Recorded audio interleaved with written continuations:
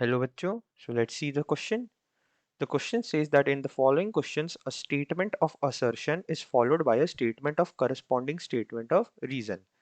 Of the following statements, choose the correct one. हमारे पास दो statement है यहाँ पे, जैसे कि देख सकते हैं assertion A statement and reason R statement, और फोर ऑप्शंस है। हमें बताना है कि कौन से सही है, और अगर दोनों सही है तो क्या वो क्या रीजन करेक्ट एक्सप्लेनेशन है या नहीं। तो आइए सॉल्यूशन स्टार्ट करते हैं। हमारा स्टेटमेंट पहले पढ़ लेते हैं। असर्शन कहता है कि variables like P V T they are called state functions. तो हमारा की कॉन्सेप्ट हो जाएगा स्टेट फंक्शन। हमें पहले समझाना होगा कि स्टेट फंक्शन क्या होता है। हमारा रीजन है because their values depend only on the state of the system.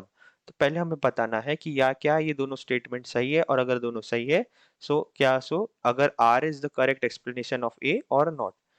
सबसे पहले स्टेट फंक्शन डिस्क्राइब करते हैं। तो स्टेट फंक्शन ऐसे फंक्शन होते हैं जिनकी value whose value depends only on the initial and final state, initial and final state of the system, initial and final state, and it does not depend upon how it has reached that point, यानी उसके path पे depend नहीं करता, वो path function होता है। दो तरीके के फंक्शंस होते हैं, एक स्टेट फंक्शन और एक पाथ फंक्शन। यहाँ पे हम स्टेट फंक्शन की बात करेंगे। So it does not depend on the path कि वो वहां पे वो कैसे पहुंचा है। अब स्टेट फंक्शन के कुछ कॉमन एग्जांपल्स मैं बता देता हूँ। स्टेट फंक्शन के कुछ एग्जांपल हो सकते हैं प्रेशर, स्टेट फंक्शन का एग्जांपल हो सकता है वॉल्यूम, स्टेट फंक्शन का एग्जांपल होता है टेम्परेचर,